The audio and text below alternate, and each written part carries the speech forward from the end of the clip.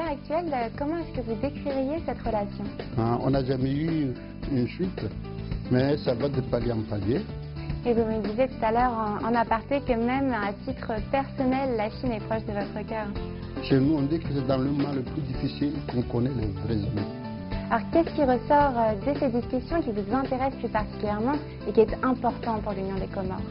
La Chine a pris une coopération mais vraiment réelle, gagnant-gagnant, sans pour autant se gérer dans les affaires internes des États, ce qui a fait que même si le mur de Berlin est tombé, mais la Chine est devenue le but où tout le monde s'est endossé, aussi bien ceux qui étaient à l'ouest que ceux qui étaient à l'est. Et on a parlé de concilier les objectifs de l'ONU à l'horizon 2030, de l'Union africaine à l'horizon 2063, de ceux de l'initiative Ceinture et Route et de ceux individuels de chaque pays. Donc il y a une coïncidence par rapport à notre vœu que notre pays soit parmi les pays émergents en 2030 et par rapport aussi aux feuilles de route tracées par tout le monde en entier.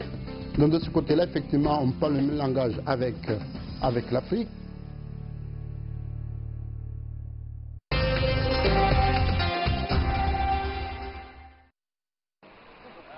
Ancienne colonie française, l'Union des Comores a obtenu son indépendance le 6 juillet 1975. La Chine a été le premier pays à reconnaître les Comores indépendantes comme membre des Nations Unies et à établir une relation diplomatique avec le pays. En tant que pays membre du Forum sur la coopération sino-africaine, les Comores ont toujours entretenu une relation étroite avec la Chine. Le 1er septembre 2018, le président Xi Jinping s'est entretenu au Grand Palais du Peuple avec Azali Assoumani, le président des Comores. Le dirigeant chinois a rappelé que depuis l'établissement des relations sino-comoriennes, la coopération se déroulait de manière saine et sans encombre. Il a également affirmé que la partie chinoise était prête à lier l'initiative Ceinture et Route à la stratégie qui vise à faire des Comores un pays émergent à l'horizon 2030. Ces 30 dernières années, la coopération sino-comorienne a été marquée par la construction, l'extension ou la rénovation de nombreuses infrastructures, comme l'aéroport international Prince Saïd Ibrahim, la maison de la radio et de la télévision des Comores, le stade international de Malouzini ou encore le palais du peuple à Moroni. Dans le domaine de la santé, l'Union des Comores a été la première à bénéficier du programme d'élimination du paludisme dans le cadre de sa coopération avec la Chine. En 2006, une équipe d'experts médicaux chinois s'est rendue sur place. À l'époque, sur une population de 800 000 personnes, l'Union comptait plus de 100 000 cas de paludisme. En novembre 2007, après un an de recherche, une campagne d'éradication à base d'artémisinine, une innovation chinoise, était officiellement lancée sur l'île de Mohéli. 3 mois plus tard, le taux d'incidence et le nombre de porteurs de la maladie enregistraient une baisse drastique de 95% et au bout d'un an, le nombre de décès liés au paludisme tombait à zéro. Les Comores font désormais partie de la liste établie par l'OMS des 21 pays qui devraient avoir éradiqué le paludisme d'ici 2020. L'Union des Comores et la Chine continuent donc de collaborer étroitement pour faire aboutir cet objectif d'élimination totale du paludisme.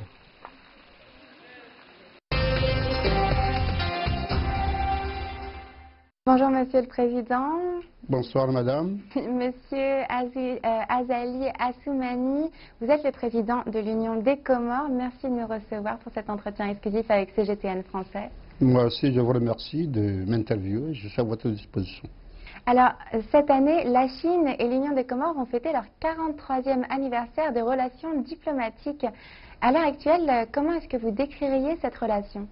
C'est une grande fête. La relation entre la Chine et les Comores, c'est une relation franche, c'est tellement sincère, c'est même fraternelle. Depuis 43 ans d'indépendance, c'est la seule puissance, pour ne pas dire l'une des rares puissances, à avoir maintenu avec nous une relation très fraternelle. Et puis effectivement qui va en ascendance. On n'a jamais eu une chute, mais ça va de palier en palier. Donc aux Comores, c'est une grande fête. Quand on fête la fête de l'indépendance ou la relation entre la Chine et les Comores, c'est une fête inestimable. Et tout le monde n'a que ça. Effectivement, c'est l'occasion ici, justement, de présenter un peu cet aspect de nos relations pour, comme on me le dit, on aille de l'avant. Et vous me disiez tout à l'heure en aparté que même à titre personnel, la Chine est proche de votre cœur. Tout à fait. Très sincèrement, tout à fait. Moi, j'ai toujours dit la Chine et les Comores sont des amis ou des frères. Mais moi, je suis un ami de la Chine. Et j'ai eu à le prouver puisque aux années 2003, il y avait une épidémie ici qui faisait que les gens ne venaient pas. Il y avait beaucoup d'autorités, surtout européennes, qui devaient arriver ici. Bon, ils ont annulé le séjour. Et moi, j'avais une visite, effectivement, je l'ai planifiée, je l'ai assumée. Bon, très sincèrement, j'ai eu des gens qui voulaient me conseiller. Attention, attention, j'ai dit, ben, chez nous, on dit que c'est dans le moment le plus difficile qu'on connaît les vrais amis. Effectivement, je suis venu et j'ai rencontré le président du temps. Ils ont bien apprécié. Et de là aussi, je suis devenu un ami personnel de la Chine. Et comme je vous l'ai dit tout à l'heure, quand je n'étais pas président, ben, j'ai trouvé du temps pour venir ici visiter la Chine. À l'heure actuelle, comment est-ce que vous décririez cette relation? On n'a jamais eu une chute, mais ça va de palier en palier. Et vous me disiez tout à l'heure en aparté que même à titre personnel, la Chine est proche de votre cœur. Chez nous, on dit que c'est dans le moment le plus difficile qu'on connaît les vrais amis. Alors qu'est-ce qui ressort de ces discussions qui vous intéresse plus particulièrement et qui est important pour l'Union des Comores? La Chine a pris une coopération mais vraiment réelle, gagnant-gagnant, sans pour autant se gérer dans les affaires internes des États, ce qui a fait que même si le mur de Berlin est tombé, mais la Chine est devenue le mur où tout le monde s'est endossé, aussi bien ceux qui étaient à l'ouest que ceux qui étaient à l'est. Et on a parlé de concilier les objectifs de l'ONU à l'horizon 2030, de l'Union africaine à l'horizon 2063, de ceux de l'initiative Ceinture et Route et de ceux individuels de chaque pays.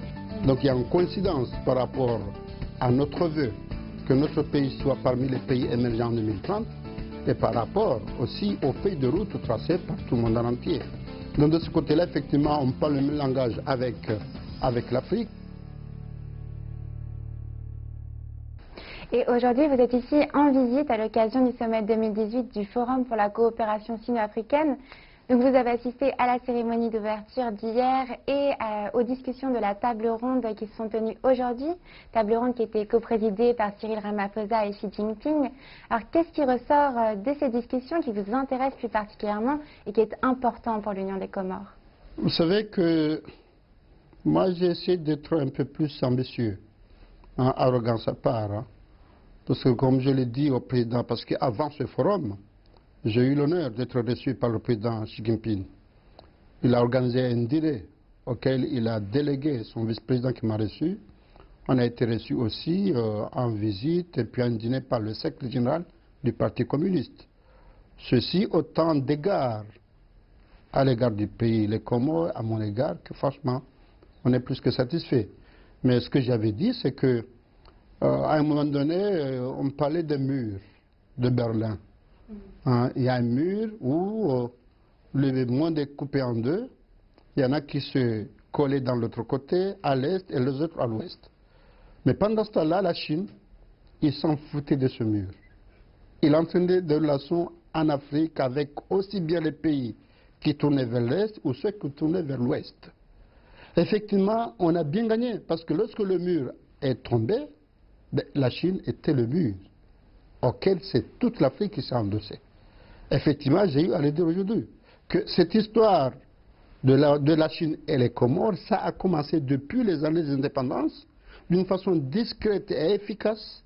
La Chine a pris une coopération, mais vraiment réelle, gagnant-gagnant, sans pour autant se gérer dans les affaires internes des États, ce qui a fait que même si le mur de Berlin est tombé, mais la Chine est devenue le mur où tout le monde s'est endossé, aussi bien ceux qui étaient à l'ouest que ceux qui étaient à l'est. Et ça, je peux dire que les Comores, on est fiers. Bon, c'est vrai, aujourd'hui, après ces rencontres bilatérales que j'ai eues, et le président aussi, il m'a promis qu'on va organiser une visite officielle, une visite d'État entre lui et moi-même, que les ministères des Affaires étrangères vont organiser. Mais aujourd'hui, le forum de Pierre qui a sorti, bien, effectivement, tout le monde en parlait, et tout le monde est content, tout le monde a été disposé que cette coopération mérite effectivement la satisfaction et que la Chine a beaucoup fait pour l'Afrique. La Chine discrète, la Chine efficace, la Chine modeste, qui dit gagnant-gagnant, mais très sincèrement, il y a beaucoup de pays africains qui ont gagné plus que la Chine. Moi, je peux dire que nous, les Comores, on a gagné beaucoup plus que la Chine a gagné. Mais ce que la Chine a gagné, il a eu notre cœur. Les investissements qu'il fait dans le pays, c'est visible. Le Comorien qui est né le 6 juillet 1975 maintenant, il a 43 ans, il voit la Chine par les investissements que la Chine a fait. C'est des investissements visibles qui sont là. Bon, pour ne citer que le Palais du Peuple par exemple, ou bien la réflexion de l'aéroport international, ou l'investissement que la Chine a fait sur le stade Omnisport. Donc ce sont des choses effectivement qui sont visibles, qui relatent de cette coopération gagnant-gagnant, auquel on est franchement très satisfait. Donc justement, en parlant de ces investissements, dans son discours d'ouverture, le président chinois Xi Jinping a évoqué l'annulation d'une partie de la dette pour certains pays africains. Alors qu'en pensez-vous et dans quelle mesure les Comores sont-elles concernées? Je vous dirais que ce n'est pas la première fois, justement. C'est parmi les actes de la Chine qui sont à remercier. Bon, il y a les dons, il y a les prêts sans intérêt ou les prêts avec intérêt, mais à un moment donné, effectivement, vu cette relation, il décide de l'annulation de la dette. Bon, nous, on en a bénéficié à un moment. Cette fois-ci, il a dit à partir des dettes de 2018, bon, nous, on va voir hein, les prêts que nous avons faits avec la Chine, avec intérêt, effectivement, on en sera bénéficiaire, mais pour le moment, il est difficile de dire le montant, mais je suis convaincu que nous, on sera parmi les bénéficiaires. D'accord. Et alors l'objectif affiché de ce sommet, c'était d'établir une feuille de route plus développée que celle qui est issue du sommet de Johannesburg. Et on a parlé de concilier les objectifs de l'ONU à l'horizon 2030, de l'Union africaine à l'horizon 2063, de ceux de l'initiative Ceinture et Route et de ceux individuels de chaque pays. Donc, dans quelle mesure les objectifs des Comores sont conciliables avec ceux de l'initiative Ceinture et Route? Écoutez, pour moi c'est facile parce que les Comores viennent de réclamer moi-même pendant les élections les Comores émergents parmi les pays émergents d'ici 2030. Donc il y a une coïncidence par rapport à notre vœu que notre pays soit parmi les pays émergents en 2030 et par rapport aussi aux feuilles de route tracées par tout le monde en entier. Donc de ce côté-là, effectivement, on parle le même langage avec l'Afrique parce qu'effectivement, il y a une feuille de route qui va jusqu'à 2030 et la feuille de route qui va de 2063, on y est là parce que c'était l'État. Il doit aller de l'avant.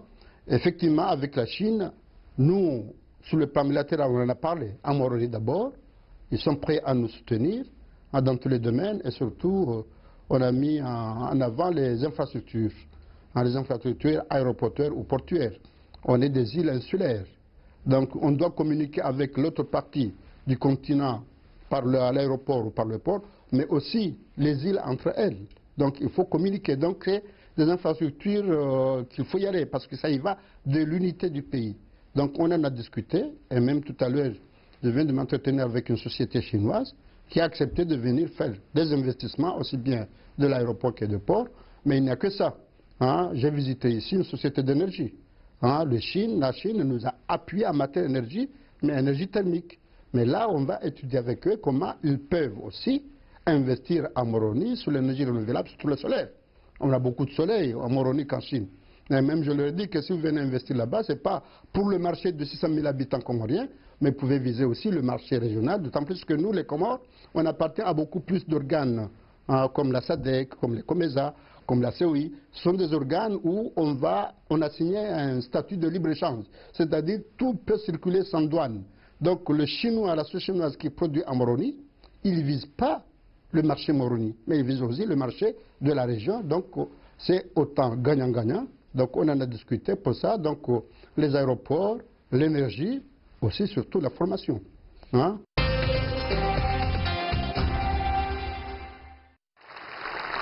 Une nouvelle ère de coopération gagnant-gagnant entre la Chine et l'Afrique et une nouvelle vision du développement futur.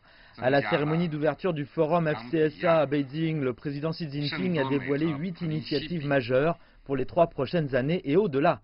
Il espère construire une communauté plus étroite avec un destin en commun entre la Chine et l'Afrique.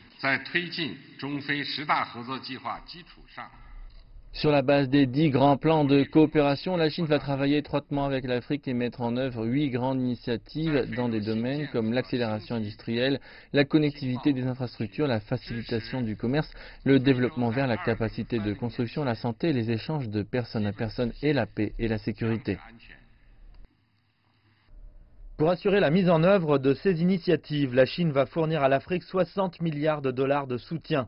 Il s'agira d'aide au gouvernement, de financement de la part des entreprises chinoises et de plus encore.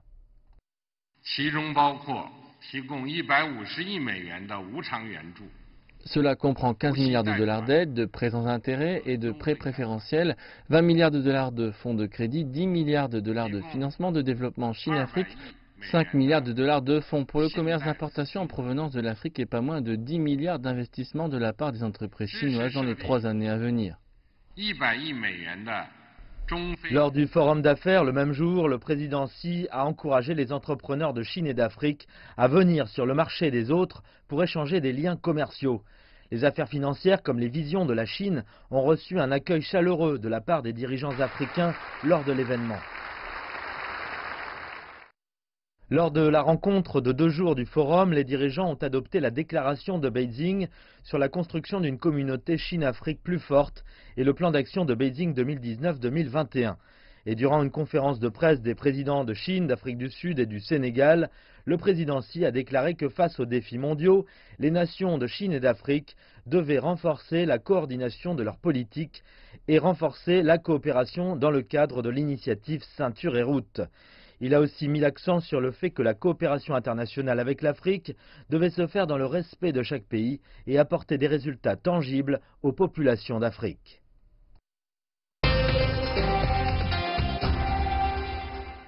Les infrastructures, il faut y aller parce que ça y va de l'unité du pays. Les Comores font partie de ces nations insulaires qui sont très, disons, plus vulnérables au changement climatique.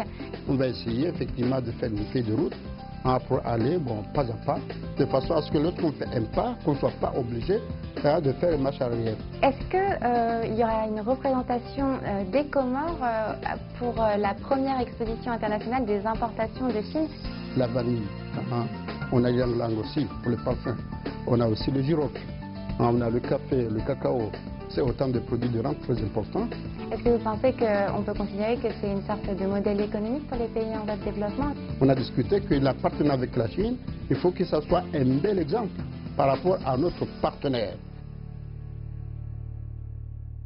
Et donc justement, en parlant d'énergie, vous parlez d'énergie propre et justement les Comores font partie de ces nations insulaires qui sont très, disons, plus vulnérables au changement climatique et ça a été une priorité également pour la Chine dès le début de son développement économique. Est-ce que vous pensez que c'est une problématique qui est particulière aux pays du Sud? Oui, tout à fait. Bon, je pense que ça va un peu du laxisme. Et à un moment donné, on a tellement vécu ces difficultés qu'on s'en est rendu compte de la réalité. Donc, c'est vrai, l'énergie thermique, c'est facile à mettre en place, mais tout le monde s'en est rendu compte. Aussi bien les pays industrialisés que nous, les pays insulaires. Parce que avec la montée des mers, effectivement, donc on va y aller. Et heureusement, à Moroni, nous avons toutes les potentialités. Parce qu'on a la géothermie, en Grande Comore avec le Karthala. On a le solaire, on a le vent, et même maintenant on parle de l'énergie bleue de la mer. Donc autant de potentialités qui, effectivement, avec nos partenariats avec la Chine, qui est tout à fait d'accord, on va essayer effectivement de faire une feuille de route pour aller pas à pas, de façon à ce que lorsqu'on fait un pas, qu'on ne soit pas obligé de faire une marche arrière.